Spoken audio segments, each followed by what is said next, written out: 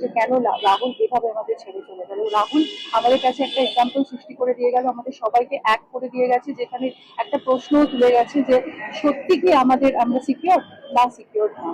তো সেই জন্য আমরা সবাই ঐক্যবদ্ধ হয়ে এটা আমরা ডিসিশন নিয়েছি। এখানে কোনো ভাগাভাগি নেই, সব সব সব ফ্রেটার্নিটি এক জায়গায় চলে এসেছে, আমাদের পুরো ফ্রেটার্নিটি।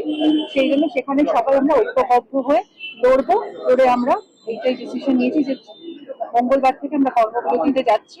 কর্মবিরতিটা এভাবেই আমরা দেখবো, যতক্ষণ না আমাদের এটার কোনো ডিসিশন হবে ততক্ষণ আমরা মঙ্গলবার থেকে কর্মবিরতির পথ বেছে নিলেন টলি তারকারা। আগে দিতে হবে সুরক্ষা ব্যবস্থা, তারপর শুটিং। নিজেদের সুরক্ষার দাবিতে এবার কঠিন সিদ্ধান্ত নিল আর্টিস্টরা। রাহুল মৃত্যুকাণ্ডে তদন্ত করতে গিয়ে একবার এক এক রকম বিষয় সামনে এসেছে। কখনো শোনা গিয়েছে সেখানে শুটিং এর জন্য পারমিশন নেওয়া ছিল, আবার শোনা গিয়েছে কোনো পারমিশনই নেওয়া হয়নি। আবার শোনা যাচ্ছে রাহুলের কথা মতোই নাকি ড্রোন শট নেওয়া হয়েছিল, যা নিতে গিয়ে ঘটে এই মর্মান্তিক দুর্ঘটনা।